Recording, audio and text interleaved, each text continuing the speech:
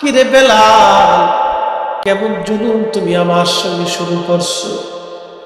কতদিন হলো তুমি আমার জিয়ারতে আসো না রে বেলাল? বেলাল আয়া, আমি নবীর জিয়ারত করার জন্য চলে আসো। বেলাল রে, আমার সঙ্গে কেমন জুলুম তুমি শুরু করে দিয়েছো? চিৎকার করে বলেন না ইয়া রাসূলুল্লাহ। সহিহ বুখারীর কিতাবুর রুজ্জামান রানি ফিল মানামি ফাকাদ রাল হক।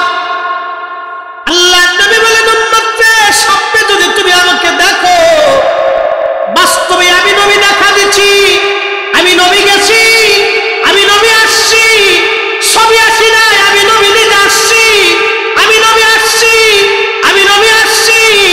হাদিসের পরিভাষায় বোঝা যায় নবী এখনো আছে, উম্মতের মাঝে নবী আসে, দেখা দেয়।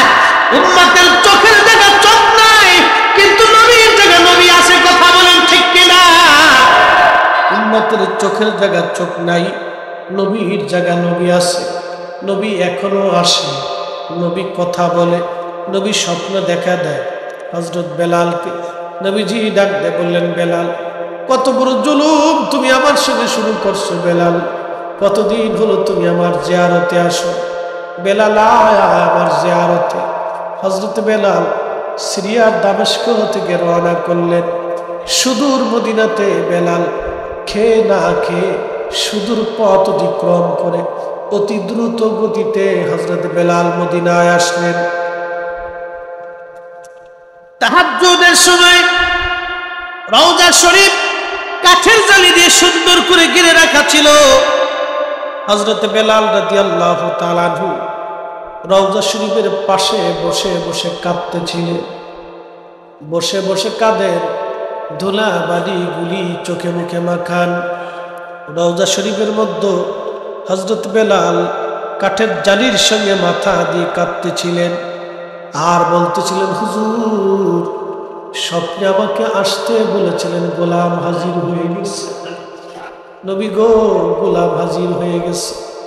ও মুসলমান, বহু হাজিরা মক্কায় মদিনায় যায়, আমি নিজে চোখে দেখছি। কোন হাজি রওজা শরীফ দেখার সঙ্গে সঙ্গে চোখের পানিগুলি ঝরঝর ঝরঝর করে পড়তে থাকে।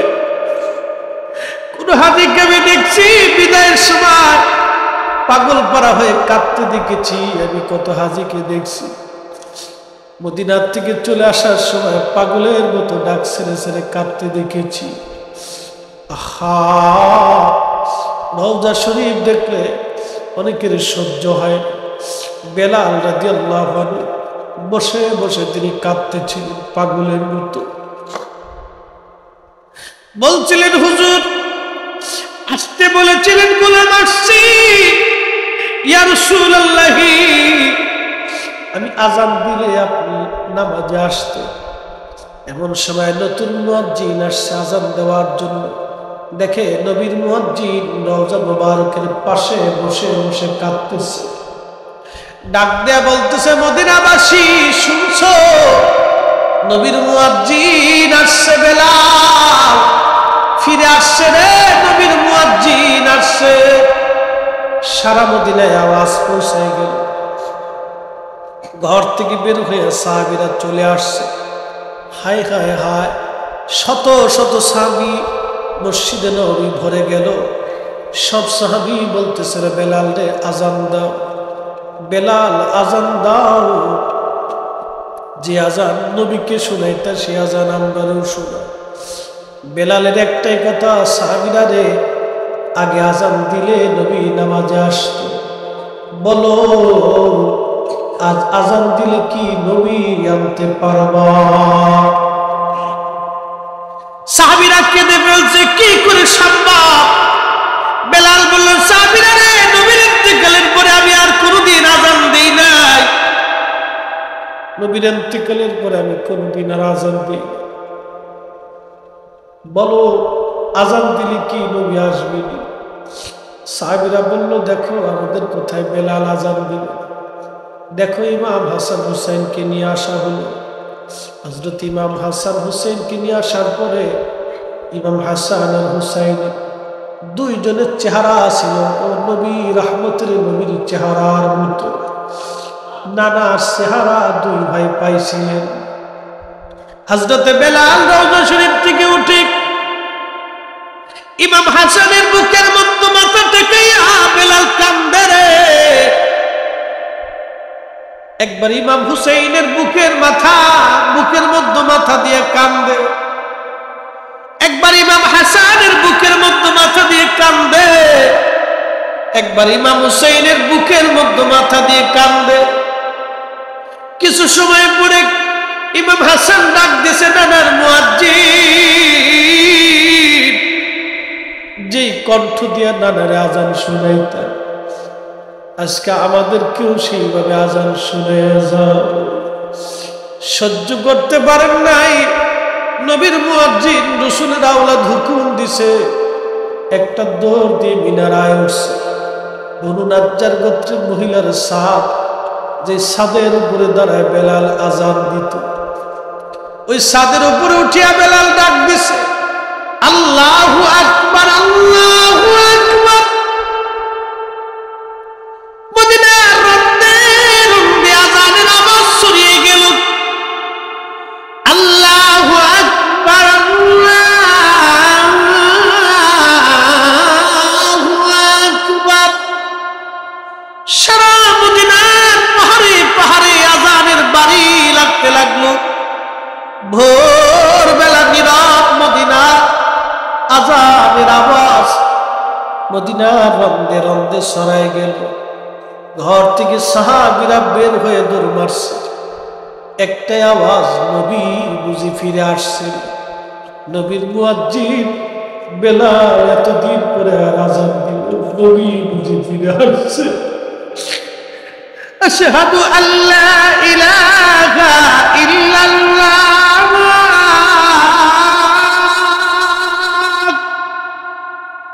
মদিনার ঘর থেকে বৃদ্ধরা, মহিলারা, বাচ্চা কাচ্চা নিয়ে দৌড় মারছে, নবী বুঝি ফিরে আসছে রে, নবী বুঝি ফিরে আসছে।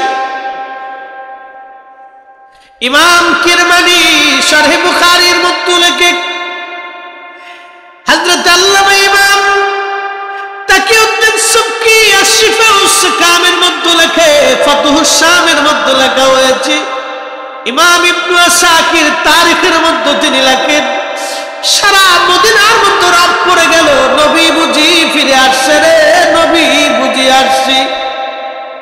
আহা, মদিনার মধ্যে কান্নার রোল পড়ে গেল। আশহাদু আল্লা ইলাহা ইল্লাল্লাহ।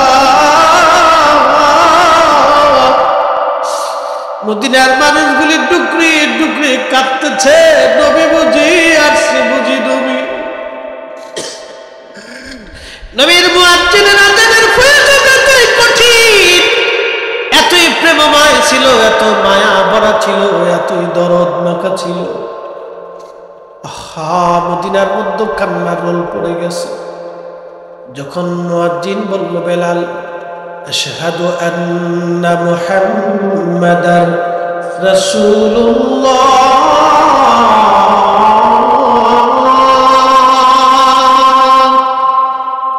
এই শব্দটা বলার সাথে সাথে মদিনার মাটিগুলি থারথার থারথার করে কেঁপে উঠছে। চিৎকার মেরে বলবেন আল্লাহু আকবার, চিৎকার মেরে বলেন ইয়া রাসূলুল্লাহ। হায় হায় হায়, হযরত বেলালের জবানের ফয়জত কি মদিনার মাটিগুলি থরথর থরথর করে কেঁপে উঠছে, মদিনার মাটিগুলি থরথর থরথর করে কেঁপে উঠছে। কি ভালোবাসা তারা রাসূলকে দিয়েছিলেন, কি প্রেম তারা নবীকে দিয়েছিলেন, কি মহব্বত তারা নবীকে দিয়েছিলেন, কি ভালোবাসা তারা রাসূলকে দিয়ে ধন্য হয়ে গেছে।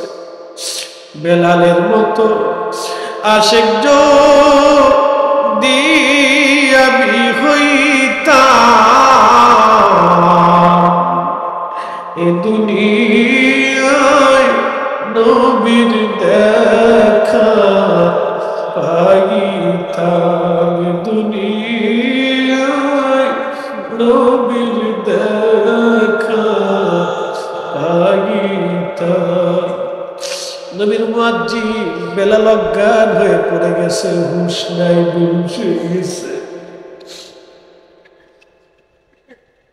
নবী প্রেম এত কঠিন, এই ভালোবাসার দলিল হয় না রে, দলিল দিয়া নবীর ভালোবাসা বুঝানো যায় না। সারা মদিনার মাটিগুলি থরথর থরথর করে কেঁপে উঠছে। হযরত বেলালের হুঁশ ফিরে আসছে।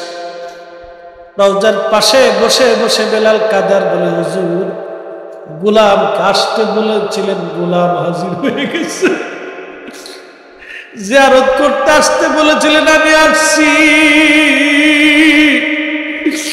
আগে আজান দিলে আপনি নবী নামাজ আসতেন, আজকে আজান দিছি।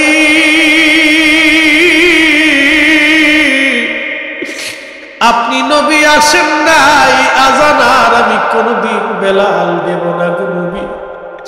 হুজুর আজান দিলে আপনাকে দেখছি, এই আজান আর কোনদিন আমি আর দেব না গো নবী। কোনদিন আর বেলাল আজান দেন নাই, চলে গেলেন সিরিয়ার দামেস্ক, আর কোনদিন তিনি ফিরে আসেন নাই, কোনদিন আর ফিরে আসেন নাই। হে রাসূল তোমায় ভালোবাসি,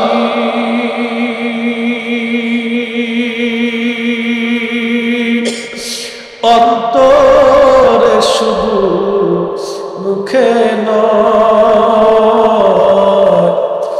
জান্নাতের আশায় নয় হে রাসূল, জাহান্নামকে ডরি না। তোমায় পাওয়ার আশায় মানুষ উঠে যায় মদিনায়, তোমায় পাওয়ার আশায় মানুষ উঠে যায় মদিনায়, এ আশিক দিদার দাও না, আর দূরে থাকিও না। হে রাসূল তোমায় ভালোবাসি, অন্তরে শুধু মুখে নয়, জান্নাতের আশা নয় হে রাসূল, জাহান্নামকে ডরি না। আমার দেশে একদল আছে বুকে হাত বেঁধে নামাজ পড়ে, ওরা বলে নবী মরে গেছে, নবী মরার পর আর কোনো ক্ষমতা নাই, নবীর কিছুই নাই। তার মানে যারা বলে নবীর ইন্তেকালের পরে নবীর কিছুই নাই, ওরা হলো বর্তমান ইহুদিদের দালাল। কথা বল ঠিক কিনা? ইহুদির দালাল। আল্লাহ ওদের থেকে আমাদের ঈমানকে হেফাজত করুন, জোরে বলেন আমিন। হায় হায়, নবীর জায়গা নবী আছে, আমরা যদি ভালোবাসা দিতে পারি তো নবী দেখতে পারবো। ভালোবাসতে পারি না, হে সুন্নি মুসলমান, বিনা দলিলে নবী ভালোবাসতে হবে। নবীর ভালোবাসার জন্য দলিলের কোনো প্রয়োজন নাই, নবীর তাজিমের জন্য দলিলের প্রয়োজন নাই। প্রশ্ন করি, জবাব দিবেন, সৃষ্টিতে কোনো মা আমার নবীর মতো কোনো সন্তান জন্ম দিতে পারছে? আমার নবীর মতো ইজ্জতওয়ালা কোন মা সন্তান জন্ম দিতে পারছে? কখনো পারবে না, না না, সম্ভব না। আহা, সারা পৃথিবী একদিকে, আমার নবী আর একদিকে, বাজানো নবীর ইজ্জতের ওজনের সমান হবে না। কথা কম ঠিক কিনা? নবীর ইজ্জতের জন্য নবী নিজেই দলিল, অতএব নবীর ইজ্জতের জন্য দলিলের প্রয়োজন নাই। নবী নিজেই দলিল, নবী নিজেই দলিলওয়ালা, নবী নিজেই দলিলওয়ালা। আল্লাহর কোরআন বলে, মাইয়ুতির রাসূল ফাকাদ আতা আল্লাহ, নবী মানলে আল্লাহ মানা হয়, নবী খুশি করলে আল্লাহ খুশি করা হয়, নবী রাজি হলে আল্লাহ রাজি হয়, নবী ভালোবাসলে আল্লাহ ভালোবাসা হয়, নবীর জন্য জীবন দিলে আল্লাহর জন্য জীবন দেওয়া হয়, নবীর পক্ষে থাকলে আল্লাহর পক্ষে থাকা হয়, নবীর শান গাইলে আল্লাহর শান হয়, নবী ইজ্জত করলে আল্লাহ ইজ্জত হয়, নবীও খুশি হলে আল্লাহও খুশি হয়, নবীর দলে থাকলে আল্লাহর দলে থাকা হয়, নবীর জন্য জীবন দিলে আল্লাহর জন্য জীবন দেওয়া হয়। কথা বলেন ঠিক না? ওয়াজ আমার শেষ, দুনিয়ার থেকে চলে যাব আমরা। হায়াত থাকলেও নবীর পক্ষে, মরে গেলেও নবীর পক্ষে, খাইলেও নবীর পক্ষে, না খাইলেও নবীর পক্ষে। কেউ আমার পক্ষে থাকলেও নবীর পক্ষে, না থাকলেও নবীর পক্ষে। বিরিয়ানি জিলাপি সিন্নি তাবারক থাকলেও নবীর পক্ষে, না থাকলেও নবীর পক্ষে। কেউ গালিগালাজ করলেও নবীর পক্ষে, না থাকলেও নবীর পক্ষে। কথা কোন ঠিক কিনা?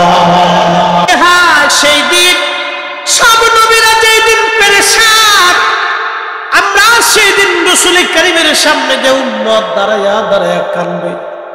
হযরত আবু বকর কাঁদবে, ওমর কাঁদবে, উসমান কাঁদবে, আলী কাঁদবে, তালহা জুবায়ের কাঁদবে। আল্লাহর ওলিরা সেই দিন আল্লাহর নবীর দরজার সামনে যে কাঁদতে থাকবে, বলবে ইয়া রাসূলুল্লাহ, ইয়া হাবিব আল্লাহ, হাসরবাসী ক্লান্ত, আল্লাহ কাহার হয়ে গেছে গো নবীজি। আদম সুবুল্লাহ থেকে সব নবীর দরজায় গেছি, কোন নবী আজ আমাদের জন্য সাহস করে নেই। হুজুর, আল্লাহ কাহার হয়ে গেছে, বিচার আল্লাহ শুরু করতেছে না। ইয়া রাসূলুল্লাহ, আমরা বড় কষ্টের মধ্যে আছি গো নবীজি। এই কথা বলার পরে আল্লাহ নবী ডাক দেবে, উম্মত তোমরা দাঁড়াও, আমি নবী আল্লাহর দরজা থেকে ফিরে আসি। চিৎকার করে বলবেন আল্লাহু আকবার। না না, হাত উঁচু করে বলেন আল্লাহু আকবার। তুমি নবী সাহস করবে না, আমার নবী দেরি করবে না, দৌড়ে যাইয়া আরশে মুআল্লার নিচে সিজদার মধ্যে পড়ে একটা চিৎকার দিয়ে ডাক দেবে, ইয়া রব হাবিলি উম্মতি। আল্লাহ, আমার উম্মত বড় গুনাহগার, আমার উম্মত গুনাহগার, আমার উম্মত গুনাহ করে ফেলছে। আল্লাহ আল্লাহ ডাক দিবে, হাবিব মাথা উঠা, কিয়ামত আপনার সিজদায় পড়ে থাকার জন্য কায়েম করি নাই। আমি কোরআনে বলছিলাম, আসা আইয়া বাসাক রব্বুকা মাকামান মাহমুদা। নবী গো, আপনাকে মাকামে মাহমুদ ওয়ালা বানাবো। হাবিব আপনি কাঁদবেন না, মাথা উঠান। তখন নবী কাঁদে, ইয়া রব হাবিলি উম্মতি, আমার উম্মত গুনাহ করে ফেলছে। আল্লাহ, আমার উম্মত গুনাহ করে ফেলছে। আল্লাহ, আমার উম্মত গুনাহগার। আল্লাহ ইয়া রব, ইয়া রব হাবিলি উম্মতি, আমার উম্মত গুনাহ করে ফেলছে। আল্লাহ আল্লাহ ডাক দিবে, হাবিব আপনি মাথা উঠান, আর কাঁদবেন না। চিৎকার মেরে বলেন আল্লাহু আকবার।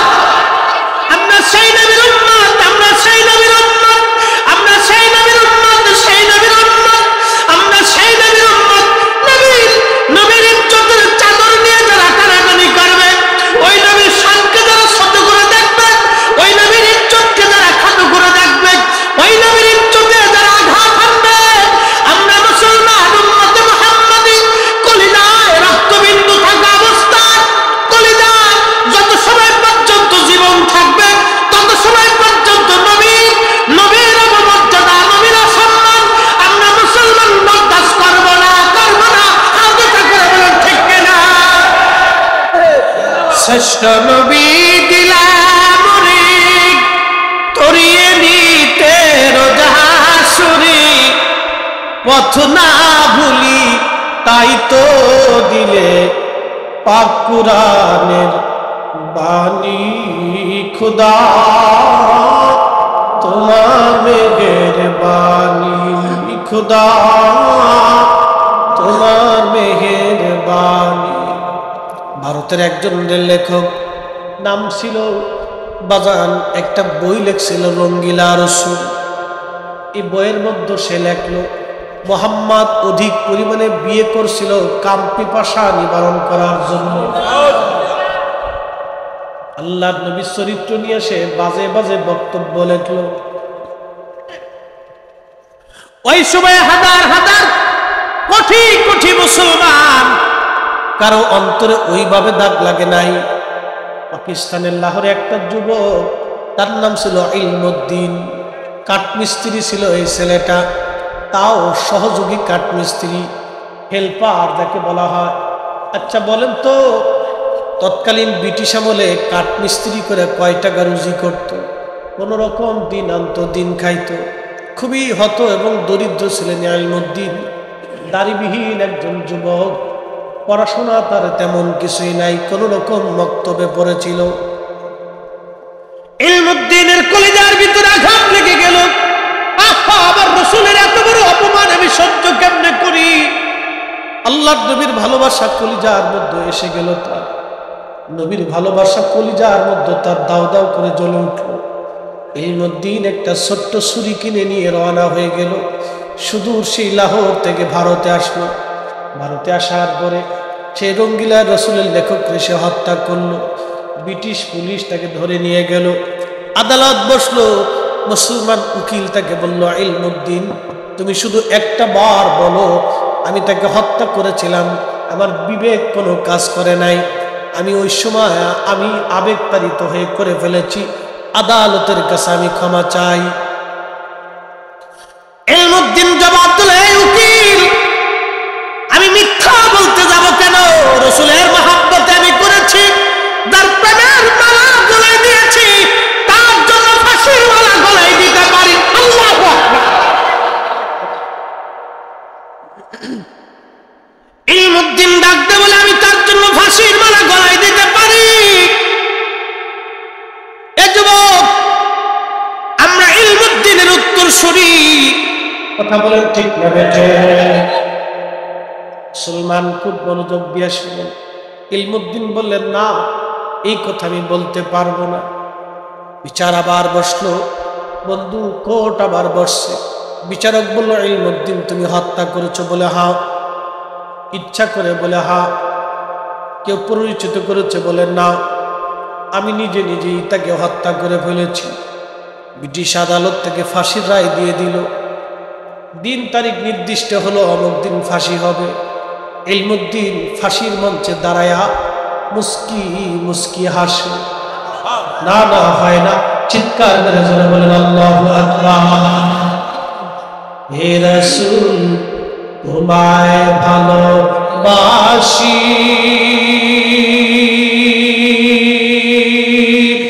অন্তরে শুধু মুখে নয়, জান্নাতের আশা নয় হে রাসূল, জাহান্নামকে ডরি না।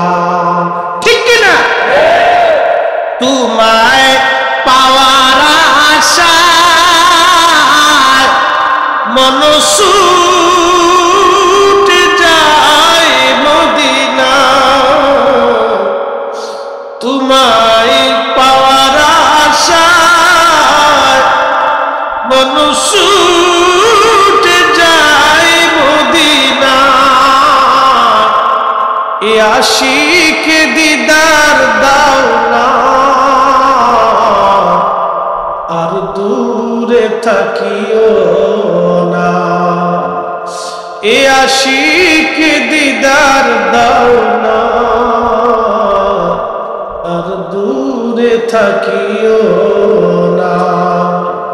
হে রাসূল তোমায় ভালোবাসি, অন্তরে শুধু মুখে নয়, জান্নাতের আশা নয় হে রাসূল, জাহান্নামকে ডরি না।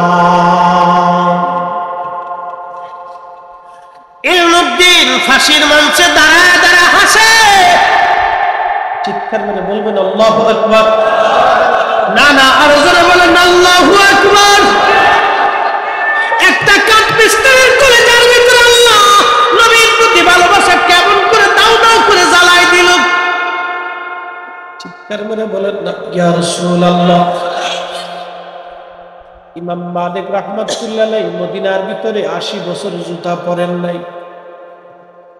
ইমাম মালিক মদিনাতে 80 বছর জুতা পরেন নাই।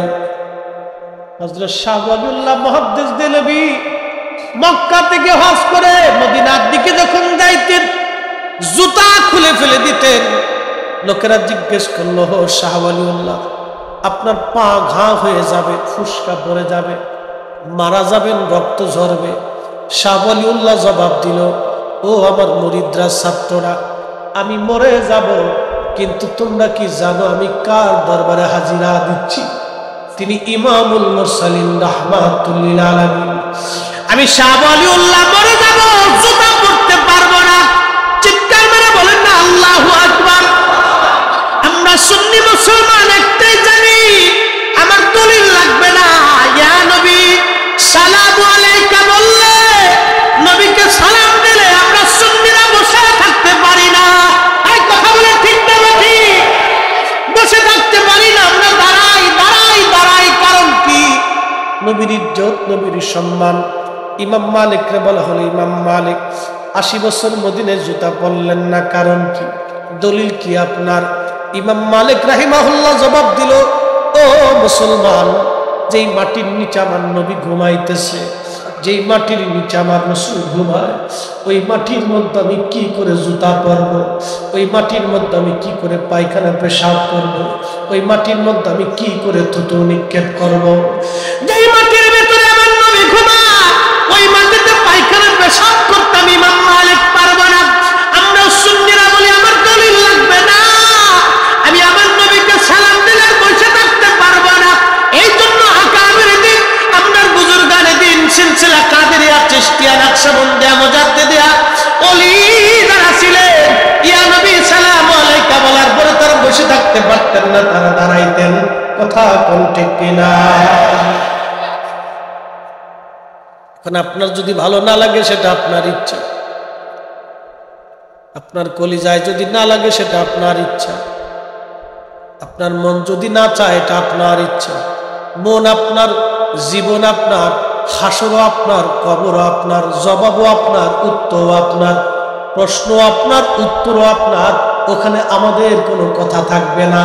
যেহেতু জীবন আপনার, কবর আপনার, হাসর আপনার, নবী আপনার, মেশর আপনার, আল্লাহ আপনার, প্রশ্ন আপনার, জবাবও আপনার, হিসাবও আপনার, জিন্দেগিও আপনার।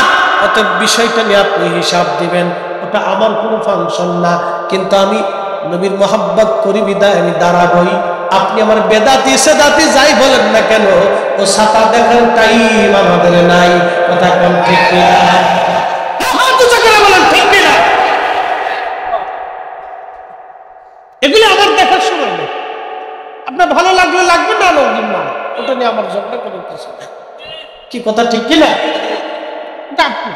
জবাব আপনি দিন, ওটা আমার ফাংশন। রাসূল আপনার, জীবন আপনার, জিন্দেগি আপনার, হায়াত আপনার, মওত আপনার, আল্লাহ আপনার, নবী আপনার, কবর আপনার, হাসর আপনার, প্রশ্ন আপনার, জবাব আপনার। কি কথা বলেন ঠিক কিনা? আপনার যেমন যা, আমারও তেমন তা। কিয়ামতে আমিও জবাব দিব। যদি নবীর সম্মানে দাঁড়াই আমরা জাহান্নামে যাই তো যাব। কি কথা বলেন না? কথা খারাপ বলছি আমি? ঝগড়ার কথা বলছি? যদি রাসূলের তাজিমে জাহান্নামে যাওয়া লাগে তো যাব। কি রাজি আছেন নাকি? আসেন আসেন। আল্লাহু নারে রিসালাত, মুফতি জহিরুল ইসলাম সাহেব যাব, অসুবিধা নেই। যদি বলেন হুজুর কেন, এখন আমি আপনাকে প্রশ্ন করি, জবাব দেবেন। ইলমুদ্দিন একজন রঙ্গিলা লেখকের, রঙ্গিলা রসুল লেখককে সে হত্যা করলো। হ্যাঁ, কিন্তু কোরআন কি বলে? মান কতালা নাফসান বিগাইরি নাফসিন আও ফাসাদিন ফিল আরদি ফাকান্নামা কাতালান নাস জামিআ। কিছু সময় বসা যাবে? যে আমি নবী না মানিলাম, কি যে ভুল করিলাম, আমি নবী না মানিলাম, কি যে ভুল করিলাম, ভস্মে ঢালিলাম ঘি। মানুষ হইয়া ভবেতে আসিয়া মানুষের করিলাম কি। কথা কোন ঠিক কিনা? খুব মনোযোগ দিয়ে কোরআন বলতেছে, মান কতালা নাফসান বিগাইরি নাফসিন আও ফাসাদিন ফিল আরদি ফাকান্নামা কাতালান নাসা জামিআ। তোমরা যদি নিরপরাধ একজন মানুষকে হত্যা করো, যদি নিরপরাধ একজন মানুষ হত্যা করো, যে ফাসাদ সৃষ্টি করে নাই এবং অন্য মানুষকে হত্যা করে নাই, নিরপরাধ, রাষ্ট্রীয় আইনে এসে নিরপরাধ, ইসলামিক আইনে এসে নিরপরাধ এমন একজন ব্যক্তিকে তোমরা যদি হত্যা করো, কাতালান নাস জামিআ, তামাম দুনিয়ার মানুষ মেরে ফেললে যে গুনাহ, নিরপরাধ একজন মানুষ মেরে ফেললে সেই পরিমাণে গুনাহ। একবার জোরে বলা যাবে কি নাউজুবিল্লাহ। ইলমুদ্দিন যাকে হত্যা করলো সে রাষ্ট্রীয় আইনে অপরাধী, কিন্তু তাকে শাস্তি দিবে রাষ্ট্র। ইলমুদ্দিন নিজে হত্যা করলো, আইন তার নিজের হাতে তুলে নিল। কেন? রাসূলুল্লাহর মহব্বতে সে নিজেকে বরদাস্ত করতে পারে নাই, সহ্য করতে পারে নাই, কন্ট্রোল করতে পারে নাই। ফাঁসির কাস্টে দাঁড়ায় দাঁড়াইয়া ইলমুদ্দিন হাসে। অ্যাটেনশন আমার কলিজার টুকরো যুবক ভাইরা সহ, আজকে আমার কিছু যুবকরা মাহফিল দিচ্ছে, কিছু যুবকরা মাহফিলে বসছে, কিছু যুবকরা সহযোগিতা করছে, কিছু যুবকরা করে নাই। কি কথা ঠিক কিনা? যারা করছে, যারা সহযোগিতা করছে, যারা সাজাইছে তারা, আর যারা করে নাই হেরা সমান হয়েছে? হয় নাই। মনোযোগ দেন। ইলমুদ্দিন ফাঁসির কাস্টে দাঁড়ায় দাঁড়ায় মুস্কি মুস্কি হাসতেছে। বিচারক জিজ্ঞেস করল, ইলমুদ্দিন তুমি হাসতেছো, ভয় করে না? ইলমুদ্দিন জবাব দিল, যার জন্য, যার প্রেমের মালা গলায় দিয়া ফাঁসির মালা গলায় দিলাম, কিছুক্ষণ পরে জান্নাতে তার সাথে একত্রিত মিলিত হব। আরো আরো জোরে, আরো জোরে, আরো জোরে চিৎকার মেরে বলেন আল্লাহু আকবার। আমরা মারা যাব না? কতক্ষণ মারা যাব? মারা যাওয়ার পরে কবরে যাব না? কবরে যাওয়ার পরে তিনটা প্রশ্ন, মার রাব্বুকা ওয়া মা দীনুকা মা কুনতা তাকুলু ফি হাক্কি হাদার রাজুল। আল্লাহর নবীকে দেখাইয়া সেই দিন কবরে বলা হবে, মার রাব্বুকা, তোমার রবকে বলো। তো আমরা যদি আল্লাহর আইন, আল্লাহর কথা, আল্লাহর দেওয়া হালাল হারাম মাইনে চলে যাইতে পারি, তো রব্বি আল্লাহ। আমার দিনুকা, তোমার দিনকে আমরা যদি ইসলামের পরিপূর্ণ আইন বিধান নিজেদের জীবনে প্রতিপালন করে কায়েম হইতে পারি, তাহলে কবরের ভিতরে আমরা প্রশ্ন জবাব দেওয়াল ইসলাম। এরপরে রাসূলুল্লাহর গোলামি যদি আমাদের ভিতরে 100% পিওর থাকে, তো কবরের ভিতরে রাসূলকে দেখানো হবে, মা কুনতা তাকুলু ফি হাক্কি হাদার রাজুল, এই লোক, হাদার রাজুল, এই ব্যক্তি সম্পর্কে তুমি কি বলতে, তোমার আকীদা কি ছিল, তোমার বিশ্বাস কি ছিল, তুমি বলো। একসাথে বলা যাবে না আল্লাহু আকবার? না আরো জোরে, আরো জোরে আল্লাহু আকবার। তাহলে কবরে যাওয়ার সাথে সাথে নবী দেখা যাবে। কি কথা বলেন ঠিক কিনা? কবরে যাওয়ার সাথে কাকে দেখা যাবে? নবী দেখা যাবে। এখানে আরেকটা মাসালা বলে দিয়েছে, পাকিস্তানের কবরে যখন একজনের কবরে নবী কবরে মুনকার নাকির আসলো, ঠিক একই সময় বাংলাদেশের একজনের কবরে মুনকার নাকির আসলো, ঠিক একই সময় আফগানিস্তানের একজনের কবরে মুনকার নাকির, ঠিক একই সময় ফিলিস্তিনের একজনের কবরে মুনকার নাকির, ঠিক একই সময় আমেরিকার একজনের কবরে মুনকার নাকির, ঠিক একই সময় জাপানের একজনের কবরে মুনকার নাকির, ঠিক একই সময় রাশিয়ার একজনের কবরে মুনকার নাকির, ঠিক একই সময় ইউক্রেনের একজনের কবরে মুনকার নাকির, ঠিক একই সময় সৌদি আরবের একজনের কবরে মুনকার নাকির। আচ্ছা আপনারা বলেন তো কোন কবরে নবী দেখা গেল? জোরে, আরো জোরে। কোন কবরে? কোন কবরে? সব কবরে নবী দেখা গেছে একসাথে, একসাথে, একসাথে বলা যাবে আল্লাহু আকবার। প্রধানমন্ত্রী কয়জন? বঙ্গভবনে বৈশা 60 জন 64টা জেলার 64 জন ডিসি এসপির সাথে একসাথে বৈশা ভার্চুয়াল মিটিং করে। প্রধানমন্ত্রী কয়জন? ভার্চুয়াল মিটিং করে কয়জনের সাথে? 64 জনের সাথে। 64 স্থান থেকে 64 জেলা থেকে প্রধানমন্ত্রীর সাথে বৈশা ভার্চুয়াল মিটিং করতেছে। 64 জায়গায় প্রধানমন্ত্রী দেখা যায়। বিজ্ঞান মানেন, নবী মানেন না। বিজ্ঞান বুঝেন, নবী বুঝেন না। বিজ্ঞান শিখেন, রসুল চিনেন না। বিজ্ঞানের কথা বললে তখন বিশ্বাস করেন, নবীর কথা বললে তখন বেদাত আর শিরকের ফতোয়া দেন। তার মানে বুঝে গেল আপনি ওই আমেরিকার চাইতে কোন। ইউক্রেনের বেলায় গেলে আমেরিকা মানবতা, আর ফিলিস্তিনের বেলায় গেলে আমেরিকা তখন ইসরায়েলের আছে কি বলে অধিকার আছে। ওরে সুরা সুরা হলো আন্তর্জাতিক দুমুখী শয়তান। কি কথা বল ঠিক কিনা?